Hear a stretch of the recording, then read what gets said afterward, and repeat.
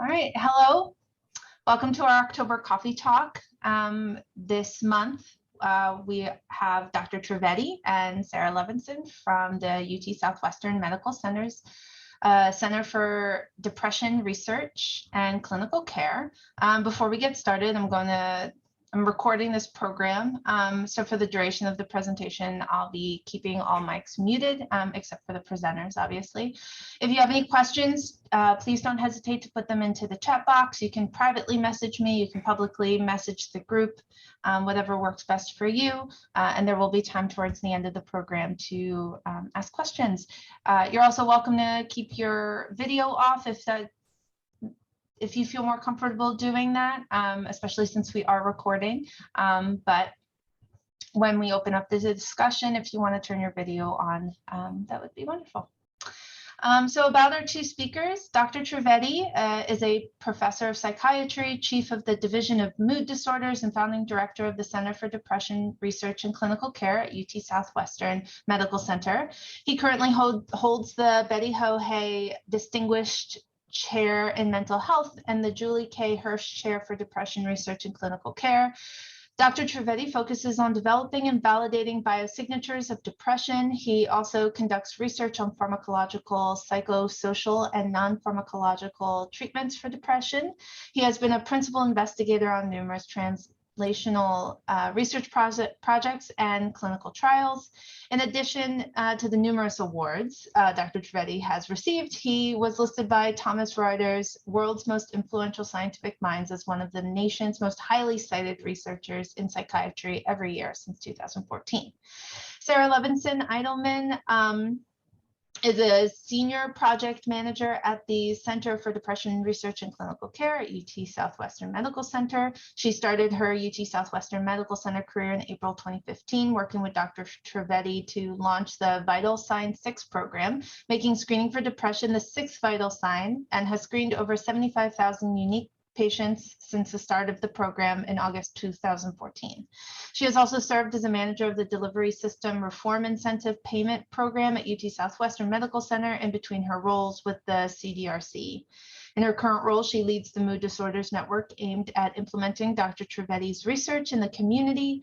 Additionally, Sarah serves as one of the co-chairs for the Women and Allies Business Resource Group at UT Southwestern Medical Center, and Sarah holds a Master's of Public Health from the Rowland School of Public Health at Emory University, and Master's of Science in Learning and Organizational Change from Northwestern University. So welcome. So excited to have you here. Thank you. Thank you very much. Sarah, go ahead. Oh, I'm presenting? No, I'm just say a few things about yourself. Oh, wonderful. Katie, thank you so much for having us. I am a fellow congregant of Shereth Israel, so having the opportunity to talk about what we do every day to the community means, I think, has an added layer of importance and significance, and especially as we are approaching mental health, I think it's Awareness Day on October 10th. It's even more timely that we have this presentation.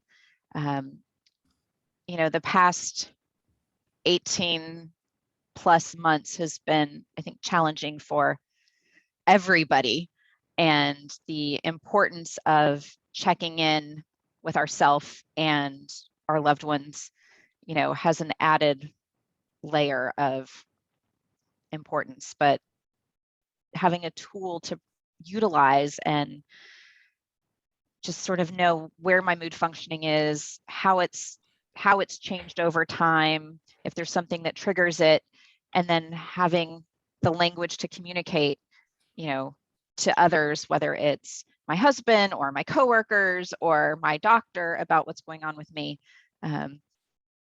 I feel like I'm better equipped to do that. And so having the opportunity to share this tool that Dr. Trivedi's created with the Shereth community, actually for a second time.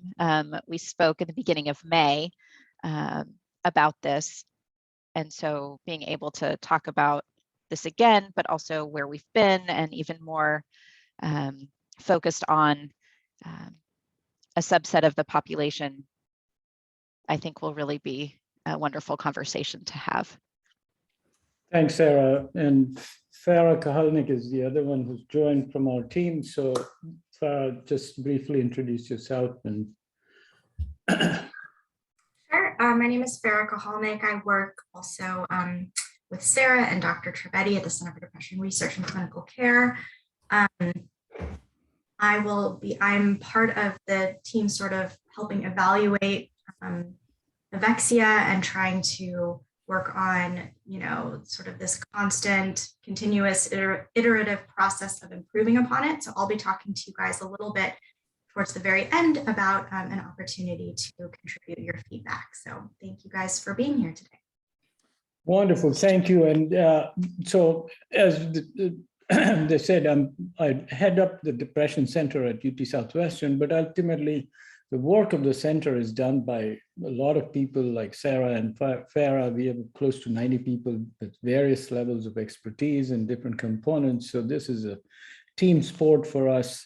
I think the challenge and the solution is really very interesting because on the one hand, we as a society have become over the last 20, 30 years much more engaged with figuring out our health. So there is now much better discussion about mammograms, about colonoscopies, about heart health, about exercise, about diet. I use a Fitbit. There are 300 different ways of people measure exercise. There are people who measure all their diet and they keep records and diaries and everything. And so the good news is we are now getting into a stage where people are at least very attentive to and careful about being healthy and keeping track of their health in terms of diet, exercise, weight, etc. But the reality for mental health is it still remains the purview of silence, secrecy, and fear that we don't know what the heck is going on. So if a 16-year-old comes to or if a mother is talking about her 16-year-old, the 16-year-old is kind of irritable, kind of not communicating, everybody throws up their hands and says, oh, this is teens being teens. Or somebody who is older. By the way, the topic is about older adults, and I'm going to talk a little about it, but you know the definition of older adult is, right? Is somebody who's 10 years older than you. So my kids think I'm an older adult. So please don't take it negatively. This is how we look at it. But the issue is that we don't really have vocabulary, language, and we don't therefore address mental health issues head on. That has been the biggest challenge in our field. So even something like depression, which affects 1 in 5 people in the United States, about 18 to 20 million people in the United States have depression, and yet half the people never even get diagnosed. We need to recognize that sort of issue we would never tolerate about heart disease, about breast cancer, about colon cancer, etc. Nobody would the society would actually be up in arms if that is what we did with physical health. But with mental health, we don't. And so our center's focus at the end of the day is to see if we can engage the community, work in real world practices, medical practice, primary care, specialty care, as in psychiatry care, work in schools, work with organizations like yours to really engage the community to start thinking about their mental health like we do physical health. And because in order for us to be totally well, you cannot just depend on body. You have to be thinking about mind and emotions. In fact, Tuesday's New York Times has a very good article. If any of you have still access to it, you can read it, about this large-scale study looking at longitudinally people who had emotional problems, anxiety, depression, etc. Their physical health is actually much worse than those who didn't have any of these emotional health issues in their early life. So clearly indicating that just because you have some problems emotionally doesn't mean that your physical health will remain stable. So we have to be thinking fully about somebody's health, and all of you know this. But then what ends up happening is There is uncertainty. So if somebody says, I'm not feeling okay, then everybody in your life, including your dog, is very happy to tell you, do this or that, as if they know. Instead, what we want to do is empower people themselves to start becoming engaged with this. That is really the theme for our presentation today. But at the end of the day, my hope is that my center will eventually let us to a point where I do not have to be arguing about the need for mental health and mental wellness, that society demands it, that we remove this unfortunate separate but quote unquote equal treatment of physical health and mental health, because it is all one health. And that is really the issue. As I mentioned, there is a 50% increase in depression in adolescents in the United States between 2005 and 17. And this is actually much worse than we think, even this, because this is happening in the US as other westernized countries are not seeing this increase.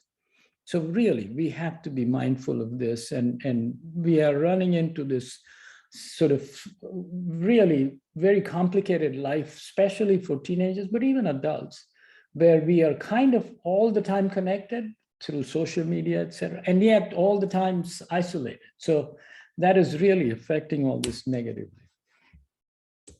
What are the sort of problems in elderly? The problem with the issue with depression, especially in the elderly, is remember, depression is a pediatric illness. So most people who will have depression in their lifetime, their first time experiencing it is in their teens.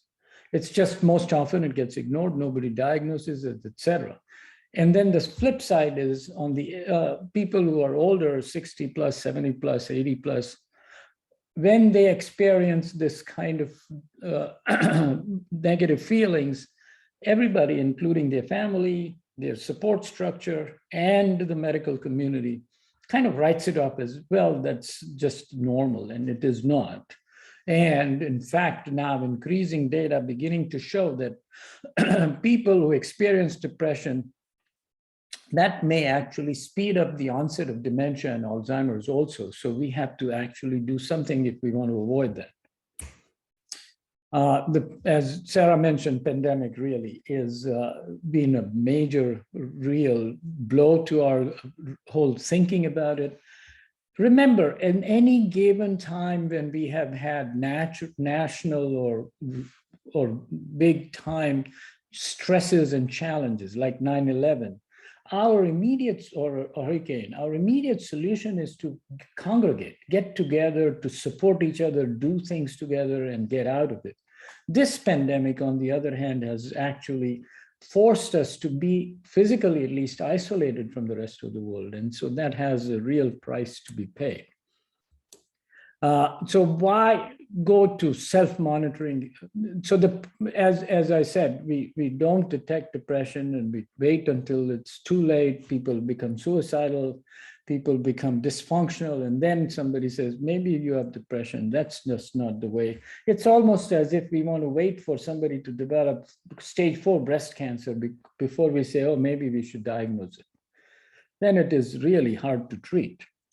So what we have done is, obviously, we are at the medical school itself, we are engaged in a lot of extensive research. We can someday talk about it. The second part we have done is taken our findings from these research studies into medical practices, primary care, pediatric practice, geriatric practice, OBGYN, family practice, cardiology, neurology, et cetera, to tell them that people with depression are amongst your patient populations. And we have a whole program around it called Vital Sign 6 and a mood disorders program, where we train, educate physicians, nurse practitioners, counselors to use evidence-based treatments. And we are making an impact, improving outcomes there. But we have always known this, but now we have concluded that we want to go beyond that, so that it is not only for those physicians to be responsible for mental health, like with diet, exercise, et cetera. We want people to feel empowered to monitor, measure, and then, like if I am gaining weight significantly over a period of a year, for example, I would then go to the doctor and say, I need to do something about it because I am feeling empowered. I know that there is something wrong, or I have a chest pain. I don't wait for my neighbor to tell me I should do something. I go find a doctor. Same thing, we want to be educating, informing, and empowering people who are just interested in mental health, which should be all of us. And that's what this program for self-monitoring is about, which is going to provide real-time collections, because remember, most often with the physical health, what we have done is measure blood pressure so that at that point you can tell what the person's blood pressure is. With mental health issues, it is not just this, that sort of cross-sectional on Monday, I felt this. We want to be able to do it over a period of time. That really is something that is best done by monitoring regularly. Same thing with the diet. If you ask me what I had for breakfast 3, 4, 5, 10 days back, I wouldn't remember unless I've been noting it down. And the same thing for depression, anxiety, stress, etc. If we start monitoring this regularly, then we will be able to actually identify and get insights into the dynamics of these changes. We can actually, and you as individuals can actually monitor it and say, something is going on. My symptoms, my function is going down over the last 2 weeks. Maybe I should call my therapist, or maybe I should call somebody to support me. So it really is helpful in many ways. As I mentioned, the biggest advantage I find is we want to empower people. Remember, we are doing millions and zillions and billions of colonoscopies, partly because it does save lives, but mainly because community and society demands it. Nobody is going to tolerate a 70-year-old who never got a colonoscopy and that had been seeing the doctor regularly and got colon cancer. People in their lives will actually jump on saying, why did this happen? I think that is because society has felt empowered to say this needs to stop. And our goal is, with all these arrows at the end, empower people so that that becomes really the tool by which we can change this whole dynamic. Otherwise, we are continuing to do the same old things. So our solution to that, at least one solution, is to create a software that allows people to remotely monitor. Its emphasis is on actually wellness, on resilience, on mental wellness. And then obviously, in order to accomplish that and keep at it, we will be helping people measure their mood, their anxiety, their alcohol use, their other kinds of stresses in their lives. And that really is what Evexia is designed for.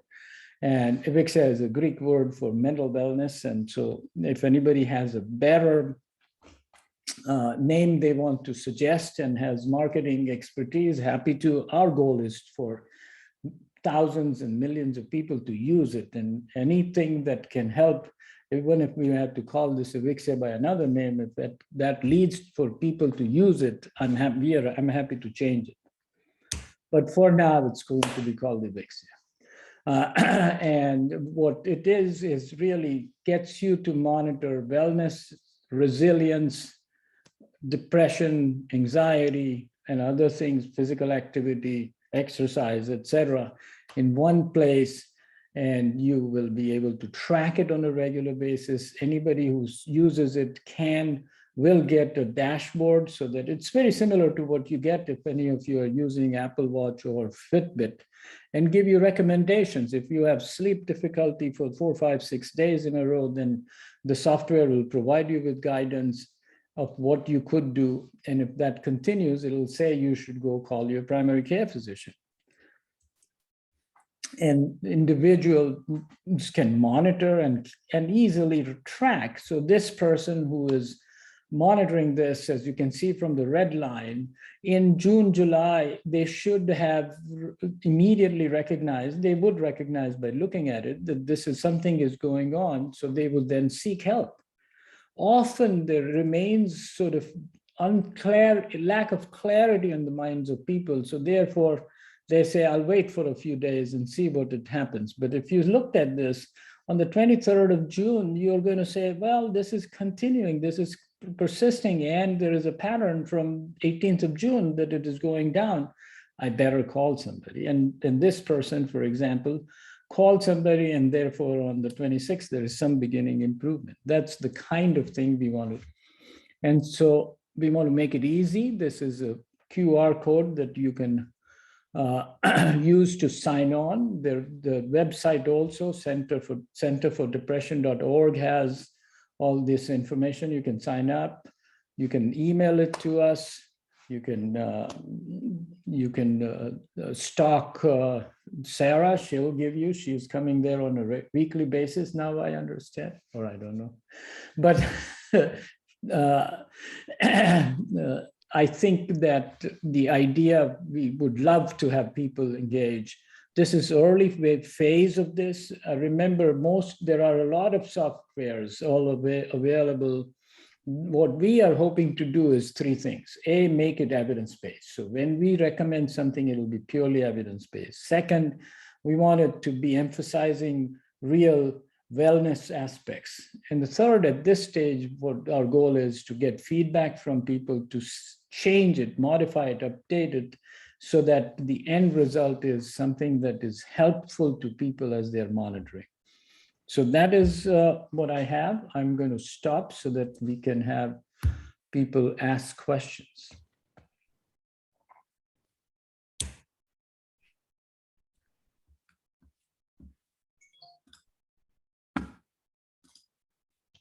Let me go ahead and unmute.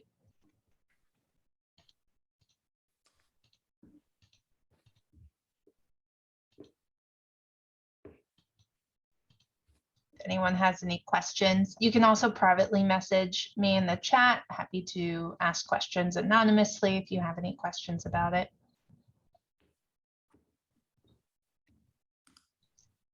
All right, someone just asked, the data that we put into the app, how anonymous is it? That's a wonderful question, and I wish, I hope, I'm sorry I did not include that. So two things. It is purely, it is secure. And so it is entirely secure. In terms of anonymity, we will know, because we cannot otherwise provide the guidance on a regular basis.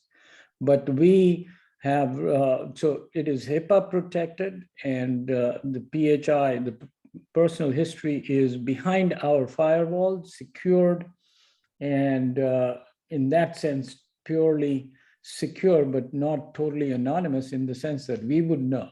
We are going to get identifying information for us to monitor you, provide you with recommendations, give you feedback on a regular basis, etc. We cannot do unless we know who you are.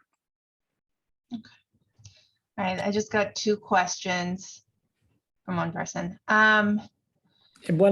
Sorry, before you go there, because this is a very important topic, and that is, the security of this data is actually absolute. UT Southwestern has a significant level of oversight that they go through in order to ensure that once the data comes into the website, into our database, inside our firewall, it will never be breached. Nobody can breach it, because remember, any health system that has personal health information, if any breach occurs, they have to pay a big hefty price. So therefore, they make it sure that, and UT Southwestern, in the last 30 years I've been at UT Southwestern, has never had a breach. So this is not something that the system takes lightly.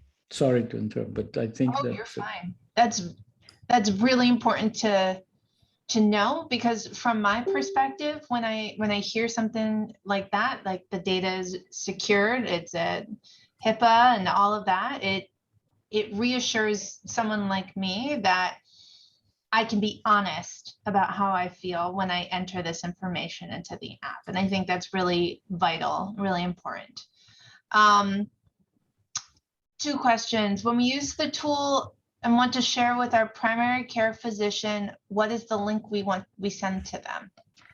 So right now, what we would do is ask you, and there is a way to actually save it in a PDF, and you can send it to them through email or whatever mechanism, or you can print that PDF and take it with you.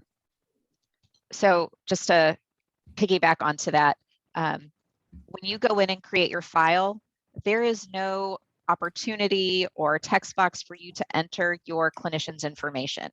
We are not looking to build that relationship. The tool is geared towards you, the individual.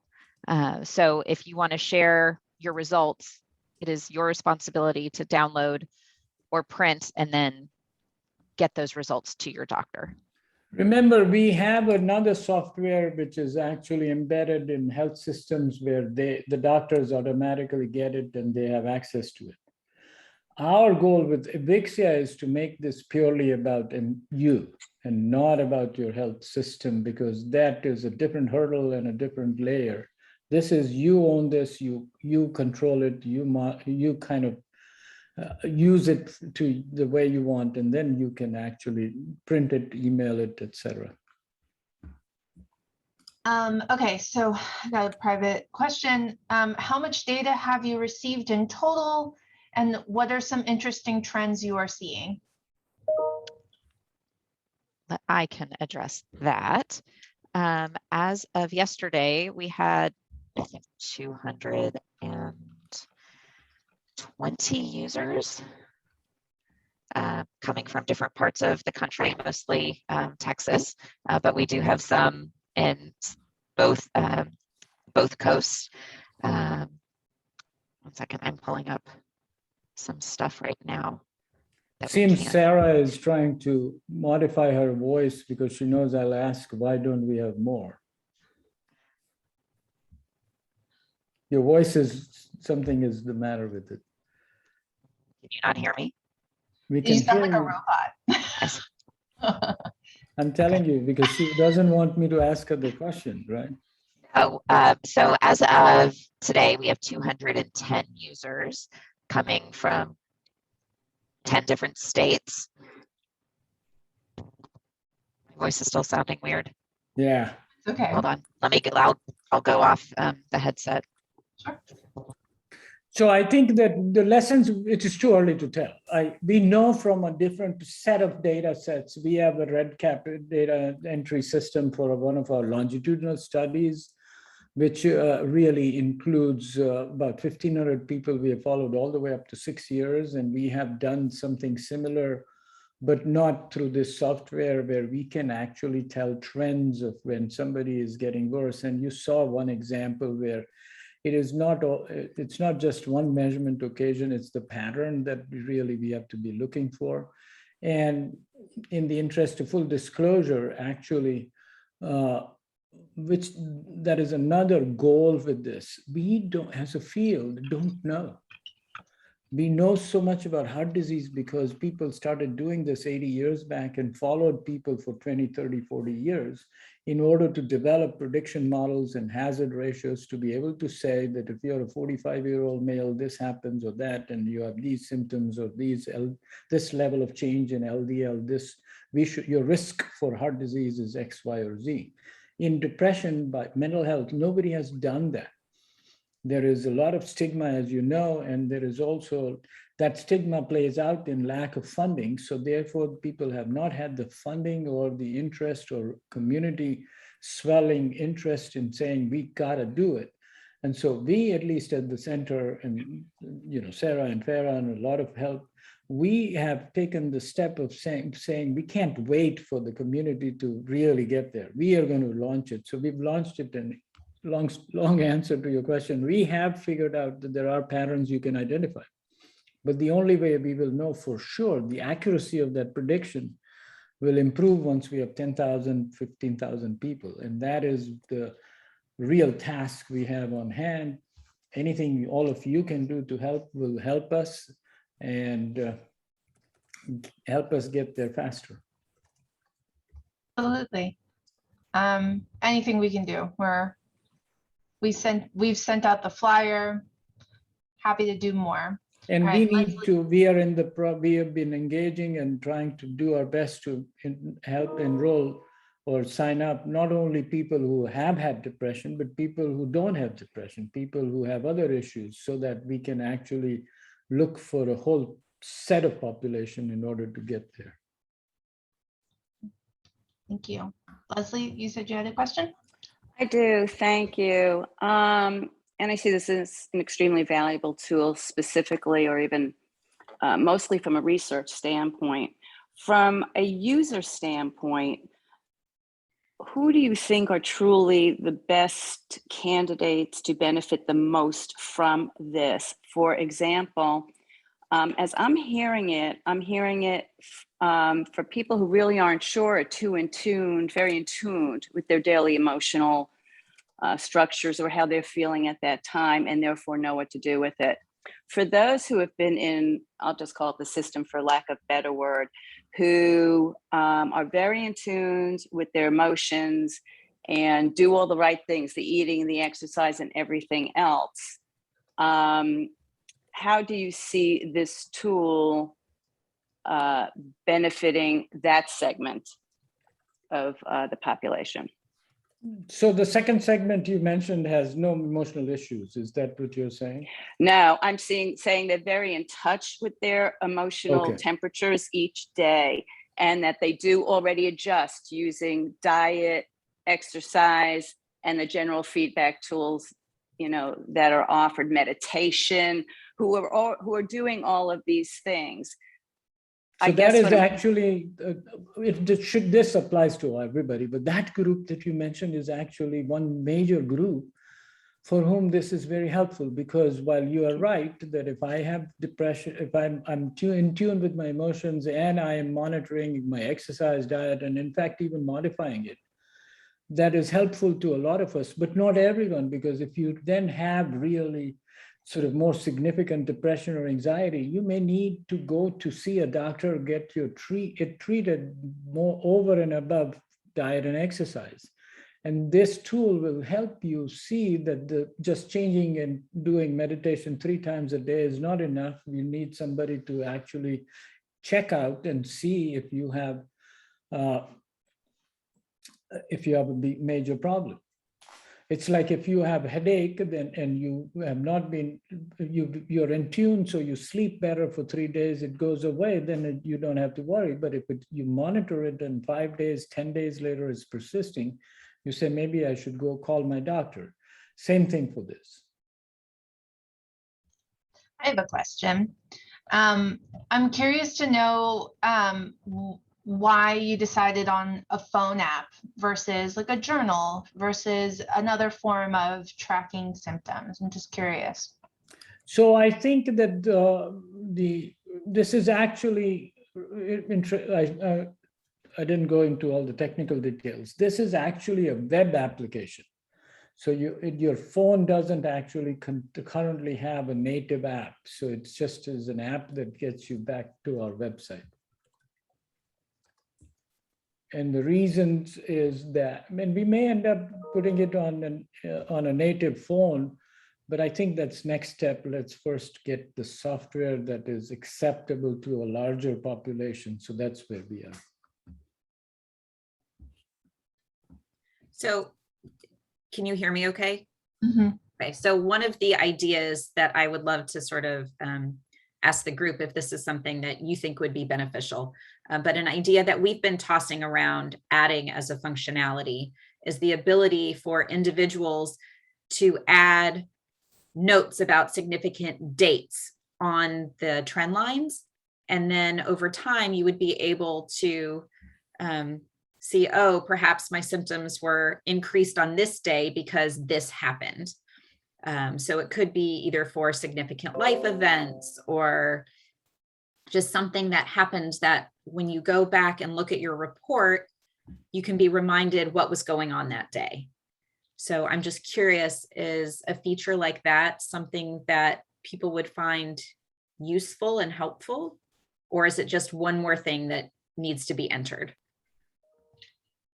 I think that's a great idea. I think about how when, let's say, some sort of incident happens at work or at home, and it kind of triggers a series of other feelings and emotions that kind of lend itself to a depressive episode or anxiety filled episode, something like that. I think it's a great way to kind of figure out correlation and causation between feelings and moods and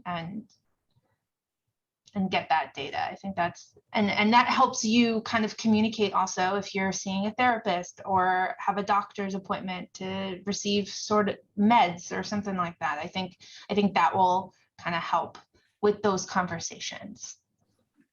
Going back to Leslie's question, I think the other group that would benefit tremendously is the group that has had experience with depression and they're better or worse, and there is an undulating course. And what ends up happening with patients is I have depression for 10 days, 2 weeks. I don't know if that means this is coming back or this was just a bad week. And so it is best to monitor it rather than just depend on your memory. And I think that is the other part where this becomes very useful, because there is a tendency on the part of people who have experienced depression in the past to kind of end up delaying going back to the doctor saying, this is not working, can you do something? And that really is risky. Leads to then worsening function and problems with social life, and most importantly, suicidal thoughts. So this would allow people to start getting to the right place earlier and not wait until there is a crisis. And then I just, there was a question in the chat about prompts, about alerts or notifications, and I don't know if everybody saw it, but when you sign up, you can opt in to have text messages or email reminders automatically sent to you based on a period of time after, let's say you haven't logged in and completed measures within, I think it's about a month, the app will, or the application will send you a gentle nudge. And you can actually guide that, and eventually we'll want people to tell us, because we don't mind sending you reminders every day, but that becomes too much. And we don't want to wait 3 months because that's too little. So where the line is people will have to tell us and they can decide. So I'm curious, what do you think of, oh, I'm sorry, Katie, go ahead. No, it's okay. Someone just asked, is it okay if I send out the PowerPoint presentation? Because there is a QR code that they missed scanning. Yes, so we can send the QR code. We can do that, but you can also, I'll put it in the chat, but you can also go to centerfordepression.org and then click on Evexia. And that will take you there as well. Awesome. All right. Sorry, Sarah. I didn't mean to interrupt you. No, you're fine. I just, I just wanted to follow up on a comment Dr. Trivedi had made about the name of the program and, you know, anything we can do to get more people to sign up. So I'm just curious, what do people think of the name of Evexia? You will not hurt our feelings, I promise. All feedback is a gift. They're wondering if it has any roots in Latin. It's the Greek word for wellness. That's what it is. Oh, okay. Okay, gotcha. Scott, are you trying to chime in? Oh, we can't hear you. I can't hear you, Scott. So interesting. You're not muted. Amazon and Tesla were taken, so that's why Evexia. Let me put it in the chat. Now Okay. we can hear Now you. we can hear you. About the name, it's a hard one to remember. It's not like Excel. I guess you get used to Excel or something, or Word. It's not like, it doesn't roll off your tongue. But I don't have a better name, so that's what it's going to be. But that's the only, it's not meant to be offensive. It's just what tool you use. No, you are right. You are right. That feedback has come to us. I mean, Scott is an easy name to remember, right? Doctor, your first name's kind of hard to remember for me also. I It's can remember actually Sarah just- because I know her was a cousin. Yeah, my mother thinks it's easy to remember. So I just got another question in the chat. How much time does it take to record or input the information each time? So I think it depends on the individual. The first time you're looking at these questions, it is going to take you a little longer just because the instructions ask you to reflect back on the past 2 weeks. And so when you're reading the statements or the questions for the first time, it will take you a little longer. But as they and by longer, I mean maybe 5 minutes max. As you become more familiar with the questions, you will move through it much quicker. And we actually have time study data on this from our clinics. So I can verify that on average, it takes somebody less than 4 minutes to complete these measures.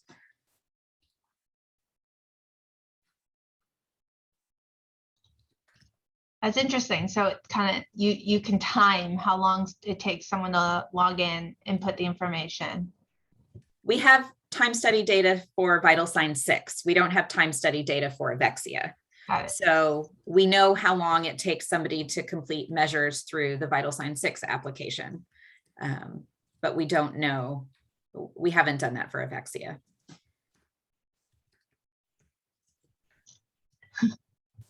Someone just said to me, this is a very COVID friendly app. Very funny. I mean, it's true. we want to be a friendly app without any attribution.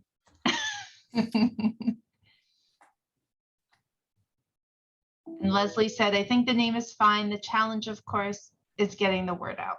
So That's our, yeah. So here's a question to the group. I was having a conversation earlier this morning and preparing for another presentation like this, but for a school.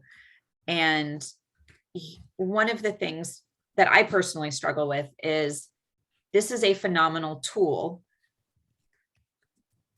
I feel like we have to have a presentation to then share the tool so people understand what it is and how to use it. How can we get the word out without having a presentation? How can we communicate the tools, the benefits of the tool, the value add the tool has? How can we, I mean, we're not experts in marketing. We are, public health and healthcare professionals. We have, this innovation from Dr. Trivedi, which we really think can be transformative and really help people. But in the absence of being able to take Dr. Trivedi on a roadshow, how can we get the word out? How can we communicate, this tool? Connect with NAMI. That's a great suggestion, Leslie. I think it also depends on the age group that you really want to focus on. If you want people in their early 20s to be, or even high school age to be the group who you're missing the most data from. I mean, I almost want to say Instagram, social media, TikTok, I don't really like TikTok, but young people are using that. But I think it depends on the age group that you really want to focus on too. Well, actually, Farah, I don't know if you want to talk about, we have the Blue Cross Blue Shield research study where we've received funding to adapt Evexia for youth. Wow, that's amazing. Congratulations. Thank you. So we are actively recruiting about 75 adolescents between 12 and 17 to use Evexia and then give us feedback. That's amazing. Oh, Scott, you're muted. Scott, we can't hear me now? Yes. Yes. I had to turn it on. My son is a pharmacist, and he works for a consulting firm that basically supports Janssen. It seems to me that you need to basically do roadshows, not roadshows, but it kind of almost has to be connecting with something like that to get out to doctors, so that if you get some of the endorsements that way, people may be more easily able to use the tool. Because if their doctor says, well, try this software, they might do it, rather than trying to push it from bottoms up, push it from top down. So I don't know an exact firm, so I apologize, but it seems to me that there are firms out there that do that. At least my son knows them anyway. But he can't do that because of various other concerns. But that would be my thoughts anyway. Since Gotta I'm get into the doctors community, get people buying, because that's what people may believe in more. Yeah. Since I'm assuming there are no doctors on this call, I can say this. Our goal in this software is to actually move beyond the doctors. So we have a software that doctors should use in their practices, and there are its own pleasures and pains, as you know. So here, what I'm trying to do is to kind of move to where the human being is demanding. And so therefore, we have not gone through the physician route, but that's a good suggestion. I understand that, but if I take this to my doctor and she says, I never heard of this tool, I'm going to ignore it. That's kind of where I was getting at. You need to have at least doctor recognition of it. Right, and our goal, yes, you're right. We are doing that part also, educating, informing doctors, but I think that the other side of it is our goal with this is to engage you enough as a user so that you, when the doctor says, I don't know what this is or I don't believe it, you will have the tools to say. It's like when you go to a doctor and you say, I have chest pain, and he says, I don't think you have chest pain. You don't say, okay, you're convinced that there is something that he needs to do or she needs to do something. And we will empower people to get to that point with the software. We'll provide guidance to say, this is real. So, but you're right, we need to do both. And pharmacists is the other part. And that is another group that actually, in many cases, is a very non-biased arbiter of these things. So that is a group we would love to connect with.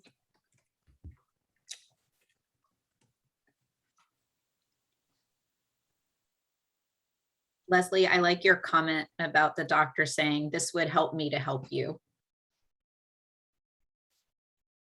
I agree.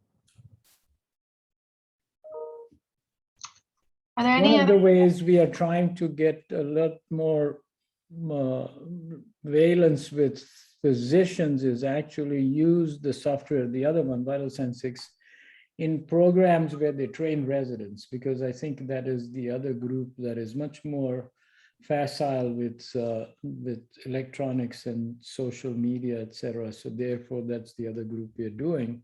They'll come out trained in these things. So I realize we are, Scott, go ahead. Yeah, I thought about one other group that I don't know may or may not be helpful, but what about like the allied health sciences, like PTs or OTs or those kinds of, that would seem to me to be an easier group to get a hold of and to convince, because they're more around, they're more accessible, because you see them almost on every corner. But that would be one that I would also consider, unless you're already doing that already. No, we haven't approached that group, but that makes me think of like physical medicine. Yeah. So I am being mindful of time, and Farah has an opportunity that she would like to present to the group.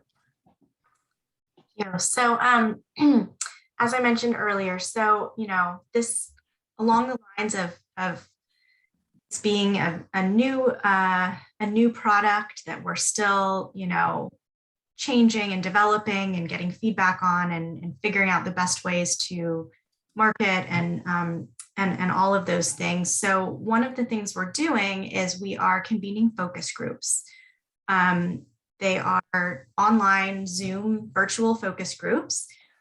We've had a couple of them so far. We're trying to get different, kind of demographics. So as Sarah mentioned, as part of our Blue Cross Blue Shield project, we're getting young people ages 12 to 18 to try and better understand kind of ways in which this tool would be, how we can make it more attractive to that age group. And so we're just trying to get as much feedback as we can now in order to continue to improve upon it and make it something that more people will use. So I'd like to offer this group as well an opportunity to participate in a focus group. And so basically what that means is, we invite you to sign in, register, create an account, and start using the tool. We'd like for you to use it for about 6 to 8 weeks, just to familiarize yourself with it and use, sign in enough times to where you're able to start seeing those trend lines and kind of get the full benefit of the tool. And then we'll set up a time for everybody to meet over Zoom. I'll ask questions like, what did you like about this particular feature or this particular screen? How can we make it better? What did you think of the feedback? What did you think of the colors? All kinds of questions just about the user experience to get a sense of what your experience was. So any sort of data you enter into the Evexia tool is completely separate. That has nothing to do with this particular project. This is purely just to get feedback on your experience. You can share as much or little as you'd like. We are, offering $25 Amazon gift cards as sort of an appreciation for the hour that you spend with us and offering your feedback. Purely, voluntary, of course, but just looking for ways to get people's, real world experience using this and figure out ways for us to make it better. We are willing to offer coffee with Sarah, if that is preferable. My family and I would be happy to join you at an upcoming Shabbat, and you all can chase the twins while I get to eat. Katie's laughing because she saw what happened at Sukkot. But I also understand it because I'm pretty sure my kid ran around with yours for a little bit too. Wonderful. If you wouldn't mind, Farah, writing that up in a short spiel. What I'm hoping to do after this program, and I've uploaded it to YouTube, I'm gonna send it to this email list for this community, the Pillars community. I'm gonna send the YouTube to them, and then I'm also gonna send resources on how to access the website. And so any sort of spiel that I could also put into the email would be great. I think this is a good community that I know would be interested in participating. So happy to help. Yeah, so definitely what I'll do is I'll just kind of summarize what I just said, and I'll provide a link to a form for people to fill out, entering their information if they are interested in participating in a focus group, or if you know someone else that you think might be interested in doing this, please forward it along to whoever you'd like. It's open to all. And then we can go from there. And, obviously we'll need to take a little time for people that are just signing in and giving people a chance to use it for a bit before scheduling the focus group. But yeah, definitely forward it along to anyone you think may be interested.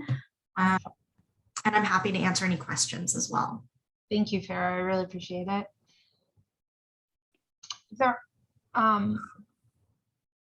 Thank you, Dr. Trivedi. So if there aren't any other questions, I just want to say thank you to Dr. Trivedi, Sarah, and Farah for presenting on this incredible research and program and tool. I think it's going to it's incredible. What I've seen so far is incredible, and I think it's going to help so many people as time goes on, as far as their mental health and their physical health and everything. So thank you. Katie, thank you again for reaching out. My pleasure, my pleasure. And like I said, this is recorded. I'll be uploading it soon. So if you have anyone in mind who wasn't able to make it today, let them know. Let them know that I can send it out. So with that said, thank you so much, everyone. Thank you all. Thank you. Thank you. All right, y'all take care. You too.